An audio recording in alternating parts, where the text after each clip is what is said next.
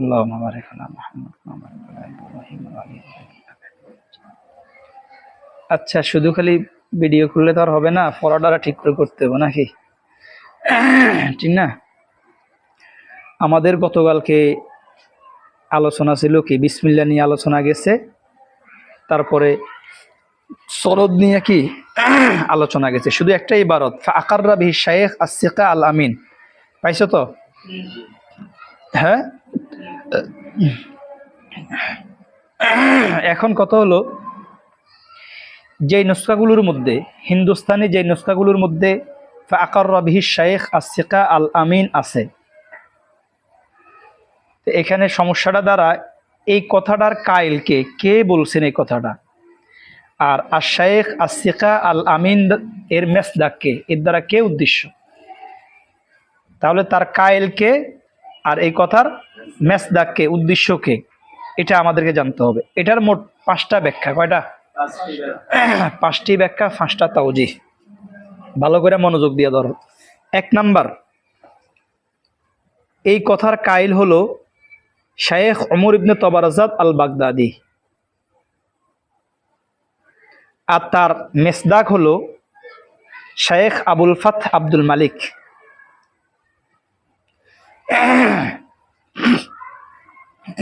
এটা হলো 1 নাম্বার।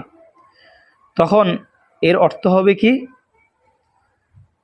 এর অর্থ হবে যে ওমর ইবনে তবারজাত আল বাগদাদি তার উস্তাদ শাইখ আবুল ফাth আব্দুল মালিককে জিজ্ঞাসা করলেন যে আপনি যেরকম আমাদের কাছে, আমার কাছে যেরকমভাবে, আমাদের কাছে যেরকম এই তিরমিজি শরীফ রেওয়ায়েত করছেন, হ্যাঁ, আমাদেরকে যেরকম তিরমিজি শরীফ রেওয়ায়েত করার অনুমতি দিছেন, তেমনিভাবে আপনার ওস্তাদও কি আপনাকে তিরমিজি শরীফ রেওয়ায়েত করার অনুমতি দিছেনি?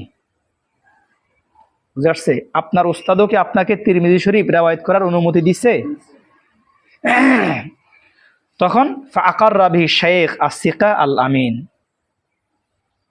অর্থাৎ শাইখ আবুল ফাth আব্দুল মালিক, তিনি এই শাইখ সিকা আল আমিন দ্বারা কি, তিনি উদ্দেশ্য, তিনি কি করছেন, তার স্বীকৃতি দিয়েছেন। হ্যাঁ, আমার ওস্তাদও কি, আমার ওস্তাদও আমাকে তিরমিজি শরীফ রেওয়ায়েত করার কি দিছে, ইজাজত দিছে, অনুমতি দিছে। বুঝতে পারছেন কথা? তার স্বীকৃতি দিছে। এটা হলো 1 নাম্বার তাওজিহ। 2 নাম্বার, ফাআকাররা বিহি আশ-শাইখ আস-সিকা আল আমিন, এই কথার কাইল হলো শাইখ আবুল ফাth আব্দুল মালিক। এবার ওদের দিকে তাকায় মনোযোগ দিয়ে ধরো, না হলে তো বুঝতে পারবে না পরে, এগুলো অনেক সময় পরীক্ষার মধ্যে আসে। তাহলে 2 নাম্বার হলো, এই কথার কাইল হলো শাইখ আবুল ফাth আব্দুল মালিক, আর তার মেসদাক হলো আর শাইখ আস-সিকা আল আমিন দ্বারা, মেসদাক হলো, এর মেসদাক হলো যে ওনার যে 3 জন ওস্তাদ আছে, ওনার 3 ওস্তাদের যে কোনো এক ওস্তাদ, ওনার ওস্তাদ 3 জন, একজন হলেন কাজী জাহেদ আবু আমের মাহমুদ, ওনার 2 নম্বর ওস্তাদ শাইখ আবু নসর, ওনার 3 নম্বর ওস্তাদ শাইখ আবু বক্কর আহমদ। ঠিক আছে? তাহলে এই কথার কাইল হলো শাইখ আবুল ফাth আব্দুল মালিক, আর তার মিস্তাক হলো তার 3 ওস্তাদের যে কোনো এক ওস্তাদ। তখন অর্থ কি হবে? তখন এর দ্বারা উদ্দেশ্য হবে, এই তিরমিজি শরীফ শাইখ আবুল ফাth আব্দুল মালিকের ওস্তাদ যখন রেওয়ায়েত করছেন, তখন শাইখ আবুল ফাth আব্দুল মালিক তিনি তার 3 ওস্তাদের যে কোনো এক ওস্তাদকে, মানে তার ওস্তাদকে তিনি বলছিলেন যে আপনি যেরকমভাবে আমাদের কাছে তিরমিজি শরীফ রেওয়ায়েত করার অনুমতি দিয়েছেন আমাদেরকে, তেমনিভাবে আপনার শাইখ, আপনার ওস্তাদও কি আপনাকে তিরমিজি শরীফ রেওয়ায়েত করার স্বীকৃতি দিচ্ছে কিনা, অনুমতি দিচ্ছে কিনা। তখন তিনি ফাআকাররা বিহি আশ-শাইখ আস-সিকা আল আমিন, সুতরাং তখন কি, তখন তার ওস্তাদ শাইখ সিকা আমিন তার ওস্তাদকে দিয়ে তার স্বীকৃতি দিছে। হ্যাঁ, তিরমিজি শরীফ রেওয়ায়েত করার কি দিছে, স্বীকৃতি দিয়েছে। আমার ওস্তাদও কি দিয়েছে, স্বীকৃতি দিয়েছে। এটা হলো 2 নম্বর তাওজিহ, দ্বিতীয় ব্যাখ্যা। 3 নাম্বার, 3 নাম্বার হলো ফাআকাররা বিহি আশ-শাইখ আস-সিকা আল আমিন, এই কথার কাইল হলো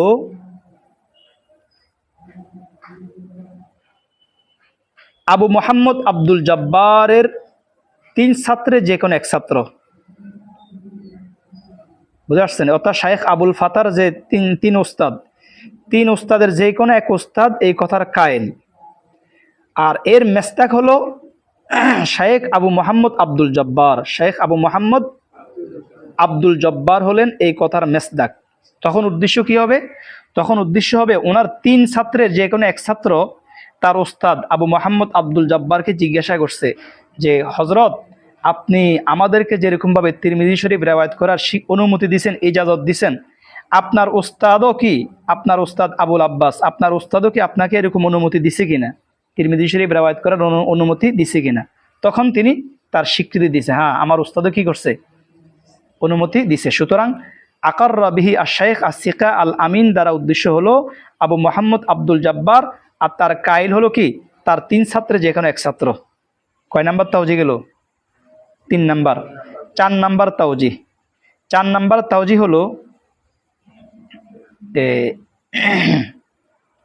এই কথার কাইল হলো আবু মোহাম্মদ আব্দুল জব্বারের 3 ছাত্রের যে কোনো এক ছাত্র। আর এই শায়েখ সিকা আল আমিন এর দ্বারা উদ্দেশ্য হলো শায়েখ আবুল আব্বাস মোহাম্মদ ইবনে আহমদ। আবুল আব্বাস মোহাম্মদ ইবনে আহমদ তিনি হলেন তার মেসদাক। শায়েখ সিকা আমিন দ্বারা তিনি উদ্দেশ্য। তখন এর দ্বারা কি, মানে এর অর্থ কি হবে? এর অর্থ হবে যে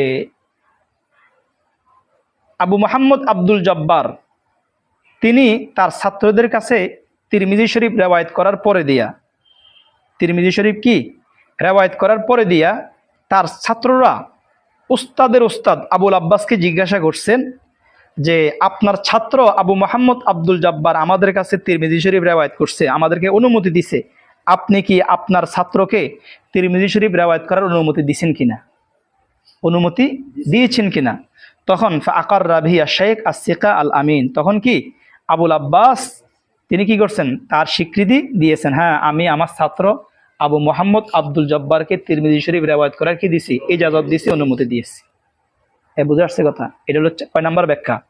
4 নাম্বার। এই 4 নাম্বার যে ব্যাখ্যাটা একটু আগে বললাম, এখন বললাম, এটা অত্যন্ত দুর্বল একটা ব্যাখ্যা। কারণ এই ব্যাখ্যাটা, এই তাওজিটা সহি হওয়ার জন্য, সহি হওয়াটা নির্ভর করে যে আবু মোহাম্মদ আব্দুল জব্বারের 3 ছাত্র আবুল আব্বাসের সাথে সাক্ষাৎ হয়েছে কিনা, সাক্ষাতের উপর নির্ভর করে। সাক্ষাৎ হইলে না জিজ্ঞাসা করতে পারবে, ঠিক না? অথচ ইতিহাস থেকে জানা যায়, জীবনী থেকে জানা যায়, রাবিদের জীবনী থেকে জানা যায় এই 3 ছাত্রের এক ছাত্র, হ্যাঁ 3 ছাত্রের কি এক ছাত্র কাজী জাহেদ আবু আমর মাহমুদ ইবনে কাসেম, মাহমুদ ইবনে কাসেম, আবু আমের মাহমুদ ইবনে কাসেম, ওনার জন্ম হলো 400 হিজরিতে। কত হিজরি? 400 হিজরিতে। আর আবুল আব্বাস মানে ওনার ওস্তাদের ওস্তাদ আবুল আব্বাস, আবুল আব্বাস ইন্তেকাল করছে 346 হিজরিতে। কত হিজরিতে? ইন্তেকালে করছে 346 হিজরিতে। আর ওনার জন্ম হলো 400 হিজরিতে। কেমনে সাক্ষাৎ পায়? কথা বোঝনে কথা? হ্যাঁ, 54 বছর আগে কি করছে? ইন্তেকাল করছে। ওনার ইন্তেকালে 54 বছর পরে উনি জন্মগ্রহণ করছে। কে? আবু আমের মাহমুদ ইবনে কাসেম তিনি জন্মগ্রহণ করছেন। তিনি কিভাবে তার ওস্তাদের ওস্তাদেরকে জিজ্ঞাসা করবে? ওস্তাদের ওস্তাদ তো তার থেকে 54 বছর আগে ইন্তেকাল করছে, বুঝলে? ওস্তাদের ওস্তাদ 54 ইন্তেকাল করার 54 বছর পরে তিনি দুনিয়াতে আসছেন, জন্মগ্রহণ করছেন। তাহলে তার সাথে তার সাক্ষাৎ তো হয়নি, বুঝতে পারছেন? বাকি যে আরো 2 জন ছাত্র আছে, এগেও একই অবস্থা, সাক্ষাৎ হয়নি। বুঝছো কথা? সুতরাং 4 নম্বর যে তাওজিটা একেবারে দুর্বল। এরপরে 1 নাম্বার তাওজি এবং 2 নাম্বার তাওজি, 3 নাম্বার তাওজি ব্যাখ্যা, এগুলাও দুর্বল। এগুলা দুর্বল কারণ কি? কারণটা হলো কায়েল আর মাকুলা এর মধ্যে অনেক দূরত্ব চলে আসে। যদি ধরা হয় কায়েল হল অমর ইবনে তবারাজুদ আল বাগদাদি, সেই কোথায়, আর মাকুল হইল ওই জায়গার মধ্যে, অনেক দূরত্ব না? এই দূরত্ব হওয়ার কারণে 1, 2, 3 এই তাওজিগুলাও দুর্বল। 5 নাম্বার তাওজি, এটা সবচেয়ে সহি এবং সর্বোত্তম তাওজি। এটা হলো ফাআকাররা বিহি আশ-শাইখ আস-সিকা আল আমিন, এই কথার কায়েল হলো আবু মোহাম্মদ আব্দুল জব্বার, আবু মোহাম্মদ আব্দুল জব্বার। আর তার মেসদাক হলো শেখ আবুল আব্বাস মোহাম্মদ ইবনে আহমদ, ইমাম তিরমিজির ছাত্র। ঠিক আছে, তখন এর দ্বারা উদ্দেশ্য কি হবে? এর অর্থ হবে যে তিরমিজি শরীফ যখন আবুল আব্বাস যখন তার কাছে যখন রেওয়ায়েত করছে, তাকে যখন তিরমিজির রেওয়ায়েত করা যখন অনুমতি দিছে, ইজাজত দিছে, তখন আবু মোহাম্মদ আব্দুল জব্বার তার ওস্তাদ আবুল আব্বাসকে জিজ্ঞাসা করছে, হজরত আপনি আমাকে যেরকমভাবে তিরমিজি শরীফ রেওয়ায়েত করার যেরকম অনুমতি দিয়েছেন, ইজাজত দিয়েছেন, আপনার উস্তাদ ইমাম তিরমিজি তিনিও কি আপনাকে তিরমিজি শরীফ রেওয়ায়েত করার জন্য, তিরমিজির হাদিস রেওয়ায়েত করার জন্য ইজাজত দিছে কিনা? তখন তিনি ফাআকাররা বিহি আশ-শাইখ আস-সিকা আল আমিন, তখন তিনি কি করছেন? তার স্বীকৃতি দিয়েছেন, হ্যাঁ আমার উস্তাদ ইমাম তিরমিজি তিনিও কি করছেন? তিরমিজি শরীফ রেওয়ায়েত করার জন্য আমারে কি দিয়েছে? অনুমতি দিয়েছেন। সুতরাং আশ-শাইখ আস-সিকা আল আমিন দ্বারা উদ্দেশ্য হলো আবুল আব্বাস। ঠিক আছে, আর এই কথার কাইল হলো কে? আবু মোহাম্মদ আব্দুল জব্বার।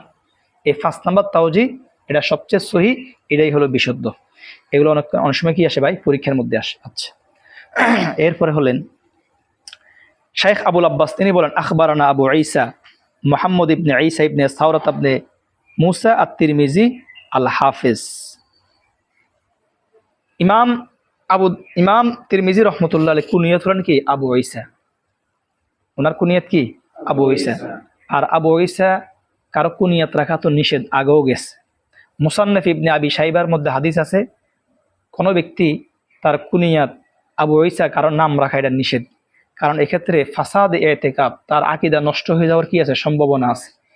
হ্যাঁ, এই সন্দেহের কারণে, এই সমস্যার কারণে রাসূল সাল্লাল্লাহু আলাইহি সাল্লাম কি করছেন? আবু ঈসা নাম রাখতে নিষেধ করছেন। তাহলে ইমাম তিরমিজি কেন তার কুনিয়াত আবু ঈসা নাম রাখছেন? তার কয়েকটা জবাব। 1 নম্বর জবাব হলো, হয়তো নিষেধাজ্ঞার হাদিসটা ইমাম তিরমিজির কাছে পৌঁছেনি। বুঝে আসছে? বুঝে আসছে কথা? ইমাম তিরমিজির কাছে কি পৌঁছে নাই, এই যে একটা জবাব, এই জবাবটাও দুর্বল। কারণ ইমাম তিরমিজির মতো এত বড় ব্যক্তি, এত বড় হাফেজে হাদিস, তার কাছে এত প্রসিদ্ধ একটা হাদিস তার কাছে যাবে না, তার কাছে পৌঁছবে না, তিনি জানবেন না, এটা হতে পারে না। দ্বিতীয় আর একটা জবাব হলো যে এটা কারাহাতে তানজিহ, এটা হারাম না, মাকরুহ তানজিহ, খেলাফে আওলা। আবু ঈসা নাম রাখা যায় যাবে, তবে খেলাফে আওলা, অনুত্তম, না রাখাটা ভালো। বুঝে আসছে কথা? এটাও ইমাম তিরমিজির শানে হয় না। কারণ ইমাম তিরমিজি এত বড় একজন তাকওয়াবান ব্যক্তি, আল্লাহওয়ালা বুজুর্গ ব্যক্তি, তিনি খেলাফে আওলা কাজ করবেন, এটাও তো হতে পারে না। মাকরুহ তানজিহ কাজ করবেন, এটাও ওনার শানে কি মানায় না, ওনার শানের খেলাফ। 3 নাম্বার তার জবাব যেটা, এটাই হলো সবচেয়ে সহি জবাব। এটাই হলো, এটা আবু দাউদ শরীফের হাদিসের মধ্যে আছে, হযরত মুগীরা ইবনে শুবা রাদিয়াল্লাহু তাআলা আনহুর হাদিস। তার কুনিয়া হলেন আবু ঈসা। ওনার কুনিয়া যখন আবু ঈসা রাখা হয়েছে, তখন হযরত ওমর রাদিয়াল্লাহু তাআলা আনহু তিনি আপত্তি করলেন যে আবু ঈসা কুনিয়াত রাখা তো নিষেধ, আপনি কেন রাখলেন? তখন মুগীরা ইবনে শুবা রাদিয়াল্লাহু তাআলা আনহু তিনি বললেন, আরে স্বয়ং রাসূল সাল্লাল্লাহু আলাইহি সাল্লাম আমার নাম রাখছে আবু ঈসা। বুঝা যাচ্ছে কথা? সুতরাং এই হাদিস দ্বারা বোঝা গেল আবু ঈসা কুনিয়াত এটা ইসলামের প্রাথমিক যুগে রাখা নিষেধ ছিল, পরবর্তীতে অনুমতি হয়ে গেছে। বুঝা যাচ্ছে কথা? সুতরাং এটা এখন অনুমতি আছে, কোনো সমস্যা নেই। সেই অনুমতির উপর ভিত্তি করে ইমাম তিরমিজি রহমতুল্লাহ আলাইহি তার কুনিয়ত রাখছেন কি? আবু ঈসা। এখানে আরেকটা শব্দ বলছে ইমাম তিরমিজি, আল হাফেজ। কি বলছে? আল হাফেজ।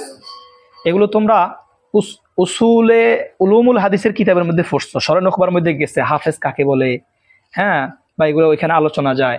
হুজ্জত কাকে বলে, হাকিম কাকে বলে, এগুলো একটা পরিভাষা নাম আছে, যদিও মুহাক্কিক উলামায়ে কেরামের মতে এগুলা সঠিক না। যেমন হাফেজ বলা হয় যিনি সনদ মতন সহ 1 লক্ষ হাদিস যিনি জানে তাকে হাফেজ বলে। 3 লক্ষ হাদিস যে ব্যক্তি জানে তাকে বলা হুজ্জত। এভাবে যত হাদিস আছে সব হাদিস কোন মুহাদ্দিস যদি সনদ মতন সহ জানে তাকে বলে হাকিম। কি বলে? হাকিম বলে। অথচ এটা বাস্তবতার বিপরীত।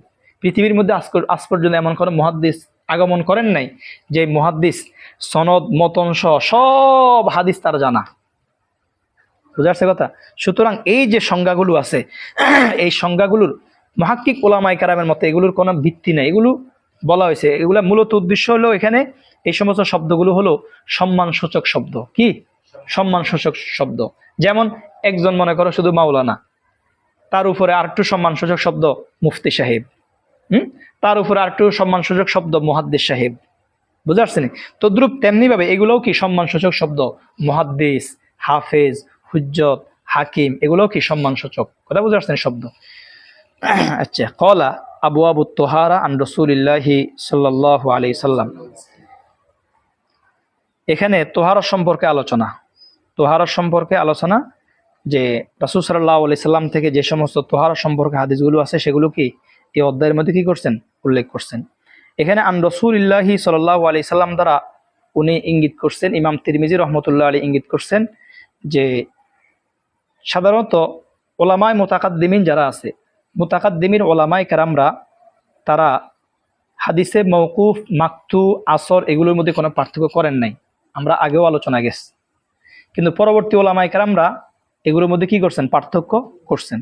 তেমনিভাবে ইমাম তিরমিজি রহমতুল্লাহ আলাইহি তিনিও এই জায়গার মধ্যে আন রাসূলিল্লাহ সাল্লাল্লাহু আলাইহি সাল্লাম দ্বারা ইঙ্গিত করছে, এখানে তিনি যে হাদিসগুলো আনবেন এই হাদিসগুলো সব হাদিসগুলো হাদিসে মারফু, হাদিসে কি মারফু। এখানে মওকুফ কোনো হাদিস আনবেন না, আসর কোনো আসর কি কোনো ধরনের আসর এখানে আনবেন না, সবগুলা মারফু হাদিস আনবেন। এদিকে ইঙ্গিত করার জন্য ইমাম তিরমিজি আন রাসূলিল্লাহি সাল্লাল্লাহু আলাইহি সাল্লাম উল্লেখ করছেন। কথা বুঝতে পারছেন কথা? আচ্ছা হ্যাঁ বলো তো দেখি, পড়ো। باب ما جاء لا تقبل صلاة بغير طهور. قال حدثنا قتيبة بن سعيد أخبرنا أبو معانة عن سماك بن حرب قال حدثنا حناد قال حدثنا وكيع عن إسرائيل عن سماك عن مصعب بن سعد عن ابن عمر عن النبي صلى الله عليه وسلم لا تقبل صلاة بغير لا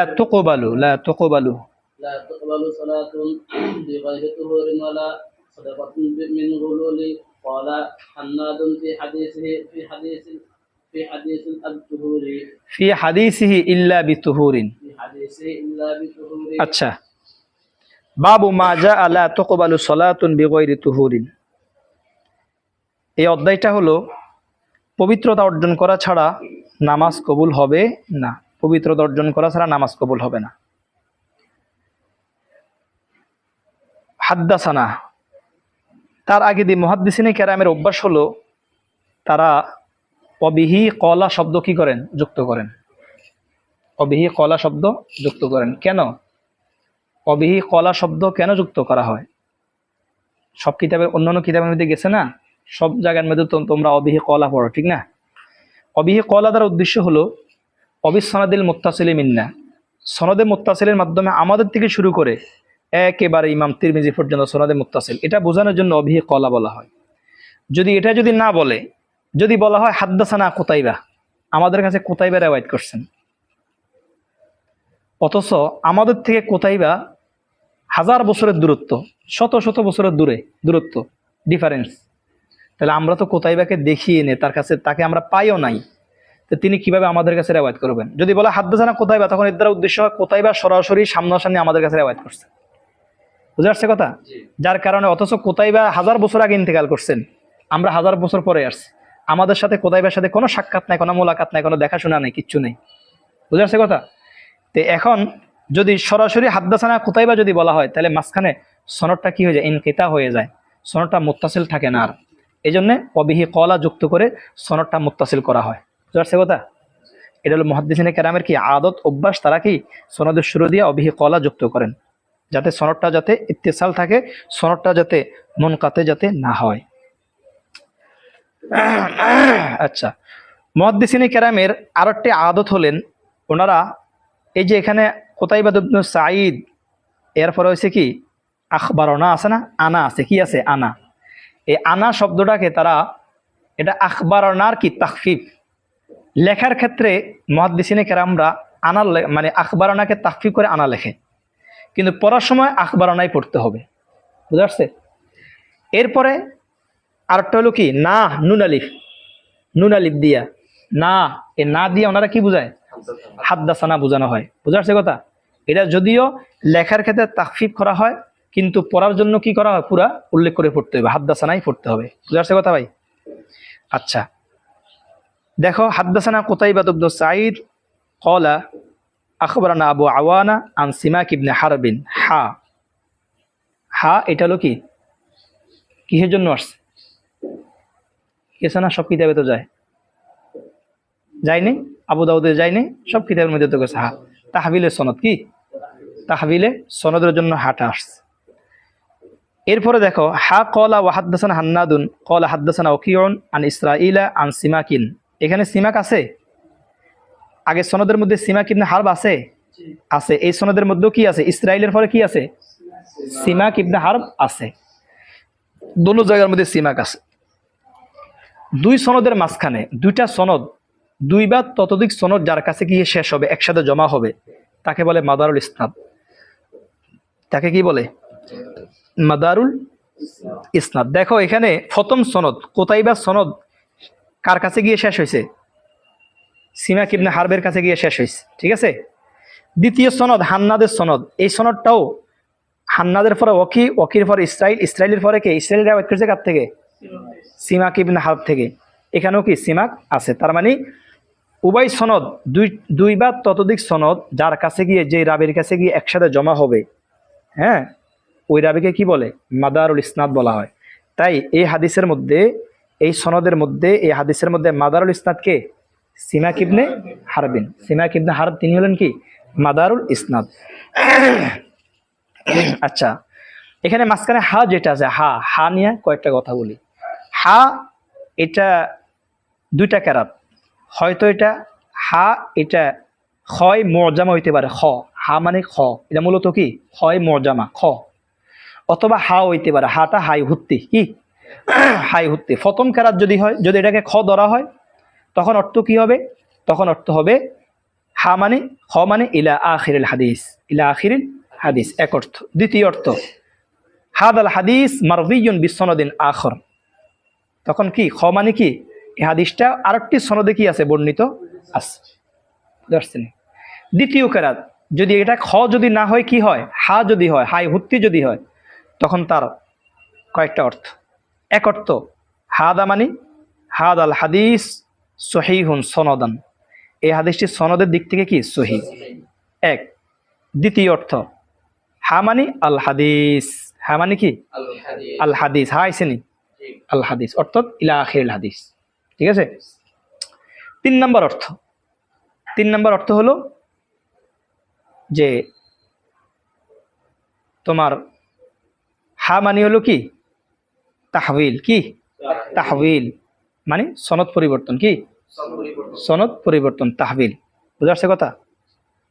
আচ্ছা, দ্বিতীয় কেরাত যেটা, যদি এটাকে হা ধরা হয়, কি হাই হুত্তি যদি ধরা হয়, হাই হুত্তি যদি এটাকে কি ধরা হয়, তাহলে এটাকে কিভাবে পড়বে? পড়ার সুরত কি? যারা ওলামায়ে মাগারিব যারা আছে, ওলামায়ে মাগারিবরা তারা এখানে হা এভাবে পড়েন, সিমাক ইবনে আন সিমাক ইবনে হারবিন, হা মানে হা আসলে তারা বলেন তাহবিল, কি তাহবিল বলেন। আর যারা ওলামায়ে মাশারিক যারা আছে, এই আমাদের ভারত উপমহাদেশ সহ এই অঞ্চলগুলোর ওলামায়ে কেরাম যারা আছে, তারা এখানে কি হাটাকে কসরের সাথে পড়েন, কি দুভাবে পড়া যাবে, কসরের সাথেও পড়া যাবে, আবার বিল মদ্দি, মদের সাথেও কি পড়া যাবে, হা অথবা হা, হা অথবা কি হা, এভাবেও কি পড়া যাবে। বুঝা যাচ্ছে কথা ভাই? আচ্ছা, হা কলা ওয়া হাদ্দাসানা হান্নাদ কলা হাদ্দাসানা ওকিউন আন ইসরাঈল আন সিমাক আন মুসআব ইবনে সাদ আন ইবনে ওমর রাদিয়াল্লাহু তাআলা আন নবী সাল্লাল্লাহু আলাইহি সাল্লাম। সনদের অর্থ বলন লাগবে, অর্থ তো তোমরা কি পারোই। হাদিসটি মুসআব ইবনে সাদ তিনি হযরত আব্দুল্লাহ ইবনে ওমর থেকে রওয়ায়াত করেন, তিনি রাসূল করিম সাল্লাল্লাহু আলাইহি সাল্লাম থেকে রওয়ায়াত করেন। তিনি বলেন, লা তুকবালু সালাতুন বিগাইরি তুহুরিন ওয়ালা সাদাকাতুন মিন গুলুলিন। হাদিসের অর্থ হলো, পবিত্রতা অর্জন করা ছাড়া নামাজ কবুল হবে না, এবং গনিমতের বা চোরাইকৃত মালের সদকা কবুল হবে না। কি চোরাইকৃত মাল দিয়ে যদি সদকা করে, সেই সদকা কি হবে না? কবুল হবে না। আচ্ছা, এখানে হাদিসের দুইটি অংশ। কয়টা অংশ? দুইটি অংশ। একটি অংশ হলো লা তাকবালু সালাতুন বিগাইরি তুহুরিন, আরেকটি অংশ হলো ওয়ালা সাদাকাতুন মিন গুলুলিন। লা তাকবালু সালাতুন, সালাতুন নিয়ে কথা বলি। সালাত যদি না কেরার অধীনে, নফির অধীনে যদি না কেরা ব্যবহার হয়, তখন সেটা কিসের ফায়দা দেয়? অমুমিয়তের ফায়দা দেয়। তার মানে এখানে সলাত দ্বারা সলাতে কামেলাও এর অন্তর্ভুক্ত, সলাতে নাকিসাও কি এর অন্তর্ভুক্ত। সলাতে কামেলা যেমন 5 ওয়াক্ত নামাজ, যে জায়গার মধ্যে রুকু সেজদা সবকিছু আছে, কিয়াম থেকে শুরু করে সবকিছু আছে। সলাতে নাকিসা যেমন তেলাওয়াতে সেজদা করা, এটাও কি নামাজ এক ধরনের। এভাবে জানাজার নামাজ, সলাতুল জানাজা, জানাজার নামাজ এটাও কি নামাজের অন্তর্ভুক্ত। তাহলে জানাজার নামাজ হোক অথবা এখানে সলাত, উভয়টাকে সলাতে কামেলাও এর অন্তর্ভুক্ত, সলাতে নাকেসাও অন্তর্ভুক্ত। সুতরাং তেলাওয়াতে সিজদা এভাবে জানাজার নামাজও কি পবিত্রতা অর্জন করা ছাড়া কি হবে না, কবুল হবে না। এ বুঝে আসছে কথা ভাই? কবুল হবে না। আচ্ছা, সলাতুন এর একটা বলি, সলাতুন মানে জানাজার নামাজ বা তেলাওয়াতে সিজদা নিয়ে ফুকাই কেরামদের মধ্যে কি আছে, সামান্য ইখতিলাফ আছে। ইমাম শাফি, ইমাম বুখারী রাহিমাহুমুল্লাহ তারা বলেন তেলাওয়াতে সিজদা ওযু করা ছাড়াও কি তেলাওয়াতে সিজদা করা জায়েজ। তারা দলিল পেশ করেন বুখারীর একটা হাদিস, হযরত আব্দুল্লাহ ইবনে ওমরের হাদিস, আন্নাহু কানা ইয়াসজুদু সাজদাত তিলাওয়া বিগাইরি উযুইন। আব্দুল্লাহ ইবনে ওমর রাদিয়াল্লাহু তাআলা তিনি ওযু করা ছাড়া কি তেলাওয়াতে সিজদা করছেন। এই হাদিসটা দিয়ে তারা কি করে, দলিল পেশ করে।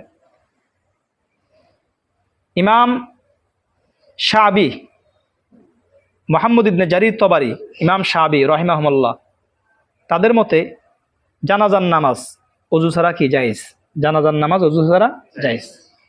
তারা দলিল পেশ করেন যুক্তি, কিয়াস। তারা বলেন জানাজার নামাজ একটা দোয়া, আর দোয়া ওযু ছাড়াও করা যায়। বুঝা আসছে কথা? দোয়া কি ওযু ছাড়াও করা যায়। কিন্তু জমহুর উলামায়ে কেরামের মতে তেলাওয়াতে সিজদা হোক, জানাজার নামাজ হোক, এগুলা কি ওযু ছাড়া কি করা যাবে না। বুঝা আসছে কথা? করা যে যাবে না তার দলিল হলো এই যে হাদিসটা, এই হাদিসটা কি তার দলিল। এখানে স্পষ্ট বলছে যে পবিত্রতা ছাড়া কি নামাজ কবুল হবে না। আরো হাদিসের মধ্যে আছে রাসূল সাল্লাল্লাহু আলাইহি সাল্লাম বলছেন যে লা তুকবালু সলাতু মান আহদাসা হাত্তা ইয়াতাওয়াজ্জা। যে ব্যক্তি ওযু করবে না, ওযু করার আগ পর্যন্ত ওই ব্যক্তির নামাজ কি হবে না। যে ব্যক্তি হদস করলো, হদসকারী ব্যক্তি, যে ব্যক্তি হদস করলো ওই ব্যক্তির নামাজ কবুল হবে না যতক্ষণ না সে কি করবে, ওযু করবে। বুঝতে পারছেন? এগুলোর কি তার দলিল। আচ্ছা, এখানে লা তুকবালু, এই তুকবালু নিয়ে কথা আছে। কবুল দুই প্রকার। কবুল কয় প্রকার? দুই প্রকার। একটা হলো কবুলে ইজাবাত, আর একটা হলো কি কবুলে ইসাবাত। একটা হলো কবুলে ইজাবাত, আর একটি হলো কি কবুলে ইসাবাত। কবুলে ইজাবাতের অপর নাম হলো কবুলে সিহত। কবুলে কি? সিহত। কবুলে ইজাবাত, তা যদি কবুলটা কবুলে ইজাবাত হয় তখন তার অর্থ কি হবে? তার অর্থ কি? তার অর্থ, এক নাম্বার অর্থ, কবুল ইজাবাতের এক নাম্বার অর্থ হলো কাউনুশ শাই মুস্তাজমিয়ান বিজামিআল আরকানি ওয়াশ শারাইত। বিজামিল আরকানি ওয়াশ শারাইত অর্থাৎ কোনো জিনিস, কোনো কাজ তার সকল শর্ত এবং তার সকল আরকান অনুযায়ী কি পাওয়া যাওয়া। বুঝতে পারছেন কথা? এক নাম্বার অর্থ। দ্বিতীয় অর্থ হলো ফারাগু জিম্মাহ, দায়িত্ব মুক্ত হওয়া। যেমন কোনো ব্যক্তি অজু টজু করে সুন্দর মতন নামাজ পড়ছে, কোনো কারণবশত অনিচ্ছাকৃতভাবে তার উপর একটা ফরজ বাকি আছে নামাজের, তাহলে ওই ব্যক্তি দায়িত্ব মুক্ত হয়ে গেছে। ফারাগু জিম্মা কি হয়ে গেছে? তার জিম্মা থেকে মুক্ত হয়ে গেছে। তিন নাম্বার ওকুউ শাই ফি নফসিল আমর। তৃতীয় অর্থ হলো কাজটা বাস্তব মোতাবেক হওয়া, বা কাজটা কি বাস্তব মোতাবেক হওয়া, কোনো জিনিস বাস্তব মোতাবেক হওয়া, এটা তৃতীয় অর্থ। এটা হলো কবুল ইজাবাতের কি অর্থ। আর কবুলে ইসাবাতের অর্থ হলো দুইটি। এক সওয়াব পাওয়া, এক কি সওয়াব পাওয়া। দ্বিতীয় হলো ওকুউ শাই ফি হাইজি মারদাতিল্লাহি তাআলা, আল্লাহ তাআলা সন্তুষ্টি অনুযায়ী কি কাজটা পাওয়া যাওয়া। আল্লাহ তাআলা সন্তুষ্টি অনুযায়ী, সন্তুষ্টির উদ্দেশ্যে কি কাজটা পাওয়া যাওয়া। আর পরকালে কি সওয়াব পাওয়া। এটা হলো কি কবুলে ইসাবাত। এ বুঝা আসছে কথা? তাহলে কবুলটা কি লফজ মুশতারেক, তার মধ্যে এই কবুলের মধ্যে কবুলে ইজাবাতও আছে, কবুলে কি ইসাবাতও আছে। এখন এখানে কবুল দ্বারা কোন কবুল উদ্দেশ্য, এগুলো পরীক্ষার মধ্যে অনেক সময় আসে। এখানে কবুল দ্বারা উদ্দেশ্য হলো কবুলে ইজাবাত উদ্দেশ্য। কি কবুলে ইজাবাত উদ্দেশ্য, অর্থাৎ কবুলে সিহত, যেটা পবিত্রতা অর্জন করা ছাড়া নামাজ কি হবে না, কবুল হবে না। বুঝে আসছে কথা? পবিত্রতা অর্জন করা ছাড়া নামাজ কবুল হবে না, কবুলে ইজাবাত উদ্দেশ্য। এখন একটা প্রশ্ন হয় যে লফজ মুশতারেক যদি হয়, লফজটা যদি লফজ মুশতারেক হয়, মুশতারেকের জন্য এক অর্থকে বাদ দিয়ে আরেকটি অর্থ গ্রহণ করতে হলে মাঝখানে করিনা লাগে। কি লাগে? করিনা লাগবে, অন্য একটা দলিল লাগবে। অথচ এখানে তো করিনা নাই। আপনারা কোন করিনার ভিত্তিতে যে কবুল শব্দ দুইটা অর্থ, কবুলে ইজাবাতও বোঝায়, কবুলে ইসাবাতও বোঝায়, দুইটাকে একটাকে বাদ দিয়ে আরেকটা গ্রহণ করলে এটা কোন করিনার ভিত্তিতে আপনারা গ্রহণ করলেন? বুঝা আসছে কথা? এর জবাব হলো যে এখানে করিনা আছে। এখানে যে আমরা কবুল দ্বারা কবুলে ইজাবাত উদ্দেশ্য নেওয়া হয়েছে জমহুর উলামায়ে কেরামের মতে, এটার করিনা হলো ইজমাই উম্মত। ইজমাই উম্মত, সমস্ত উম্মতের সমস্ত ওলামায়ে কেরাম, ফুকাহায়ে কেরাম এই ব্যাপারে একমত যে পবিত্রতা অর্জন করা ছাড়া নামাজ আল্লাহর দরবারে কবুল হয় না। পবিত্রতা অর্জন করা ছাড়া কি নামাজ আল্লাহর দরবারে কি হয় না? কবুল হয় না। বুঝছো কথা? তাহলে কবুলের এখানে কবুল দ্বারা কোন কোন অর্থ উদ্দেশ্য? কবুলে ইজাবাত উদ্দেশ্য। এভাবে আরেকটা হাদিসের মধ্যে আছে কি, আরেক হাদিসের মধ্যে আছে যে পবিত্রতা অর্জন করা ছাড়া, যেমন হযরত আলী রাদিয়াল্লাহু তাআলা আনহু বর্ণিত হাদিস, মিফতাহুস সালাতি আত-তুহুর, পবিত্রতা হলো কি নামাজের চাবি, পবিত্রতা হলো নামাজের চাবি। এগুলো হলো করিনা। এই করিনার মাধ্যমে আমরা এখানে বললাম, আমরা এখানে এখানে বোঝা যায় এই কবুল দ্বারা এখানে উদ্দেশ্য কোনটা? কবুলে ইজাবাত উদ্দেশ্য বা কবুলে সিহত উদ্দেশ্য। ঠিক আছে, কবুল ইসাবাত কিনা উদ্দেশ্য না। কবুলের আরেকটা অর্থ যেটা বললাম কবুল ইসাবাত, এটা অন্য হাদিস দ্বারাও কি বোঝা যায়। যেমন এক হাদিসের মধ্যে আছে রাসূল সাল্লাল্লাহু আলাইহি সাল্লাম বললেন, মান শারিবাল খামার, যে ব্যক্তি মদ পান করবে, লাম তুকবাল সলাতু আরবাঈনা ইয়াওমান, ওই ব্যক্তির নামাজ 40 দিন পর্যন্ত কবুল হবে না। তাহলে ওই হাদিসের মধ্যে কবুল দ্বারা উদ্দেশ্য হলো কি? কবুল ইসাবাত উদ্দেশ্য। কবুল হবে না মানে এই ব্যক্তি সওয়াব পাবে না। কি পাবে না? নাইলে এই ব্যক্তি মদ পান করছে ঠিক আছে, কিন্তু নামাজে যত শর্ত শারাইত রুকুন আরকান আছে সবগুলা সুন্দর মতন আদায় করি ওযু টুজু করে নামাজ পড়ছে, তাহলে এই ব্যক্তির নামাজ তারপরও কবুল হবে না। তাহলে অবশ্য কবুল দ্বারা কি উদ্দেশ্য এখানে? কবুল ইসাবাত উদ্দেশ্য, মানে এই ব্যক্তি কি পাবে না? সওয়াব পাবে না। বুঝা আসছে কথা? আচ্ছা, ইমাম তিরমিজি রহমতুল্লাহ আলাইহির মতে এখানে কবুল দ্বারা কোন কবুল উদ্দেশ্য? ইমাম তিরমিজি রহমতুল্লাহ আলাইহির তরজে আমল, তার আমল দ্বারা বোঝা যায়, তার তরিকা দ্বারা বোঝা যায় এখানে কবুল দ্বারা উদ্দেশ্য হলো কবুলে ইসাবাত উদ্দেশ্য। কি? ইসাবাত উদ্দেশ্য, কবুলে ইজাবাত উদ্দেশ্য না। কারণ কি? কারণটা হলো ইমাম তিরমিজি একটা তার সামনে একটা বাব কায়েম করছে, বাবু মাজা মিফতাহুস সলাতি তুহুর, পবিত্রতা হলো নামাজের চাবিকাঠি। তার মানে ওই বাবের মধ্যে উনি বুঝাইতে চাইছে পবিত্রতা অর্জন করা ছাড়া নামাজ সহি হবে না, এটার জন্য আলাদা একটা বাব আছে। তাহলে এই বাবের মধ্যে ইমাম তিরমিজির উদ্দেশ্য অবশ্যই পবিত্রতা ছাড়া নামাজ কবুল হবে না। এই কবুল দ্বারা উদ্দেশ্য কি? কবুলে ইসাবাত উদ্দেশ্য হবে, কবুলে কি ইজাবাত উদ্দেশ্য না। আচ্ছা, বিগয়রি তুহুরিন, তুহুর যদি তর মধ্যে জুম্মা দিয়ে যদি পড়ে তখন অর্থ হবে মাজদার। কি? মাজদার মানে পবিত্রতা অর্জন। আর যদি বিগয়রি তহুরিন যদি পড়ে তহুর, তখন অর্থ হবে আলাতুত তাতহির, পবিত্রতা অর্জন করার মাধ্যম। কি? মাটি পানি, মাটি পানি ব্যবহার করা ছাড়া আল্লাহর দরবারে কি হবে না? নামাজ কবুল হবে না। বুঝতে ঘন্টা শেষ হয়ে গেছে, এখানে আরো অনেক কথা আছে, অনেক কথা আছে এখানে। মাসালাতুল বেনা আছে এই জায়গার মধ্যে, বেনার মাসালা আছে। এরপরে ফাকিদুত তুহুরাইন, যে ব্যক্তি মাটিও পায় না, হ্যাঁ, মাটিও নাই, এরপরে পানিও নাই, ওই ব্যক্তি কিভাবে নামাজ পড়বে, তার পবিত্রতা অর্জন করার পদ্ধতি কি হবে? যেমন মনে করে বিমানের মধ্যে আছে, বুঝতে পারছেন? এই মাসালাটা কি এই জায়গার মধ্যে কি এখানে আছে। সময় শেষ হয়ে, ঠিক আছে।